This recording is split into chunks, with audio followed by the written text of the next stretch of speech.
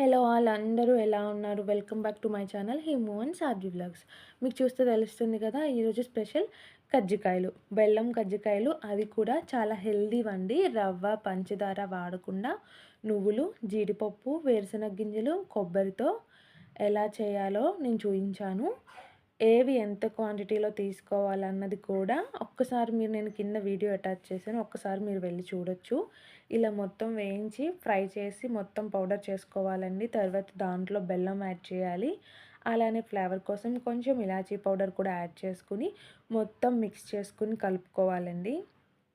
మొత్తం మిక్స్ చేసుకొని కలుపుకొని పక్కన పెట్టిన తర్వాత మైదా పిండి తీసుకొని దాంట్లో కొంచెం ఉప్పు అలానే కాచిన నూనె వేసుకొని బాగా చపాతీ ముద్దలాగా కలుపుకోవాలండి. తర్వాత ఇలా కజ్జికాయల కర్రతో అలా చేసుకోవాలి కజ్జికాయలు. ఈ ప్రాసెస్ మొత్తం ఒక్కసారి డీటెయిల్‌గా కావాలంటే ఒక్కసారి వెళ్లి వీడియో చూడండి మీకు అర్థమవుతుంది.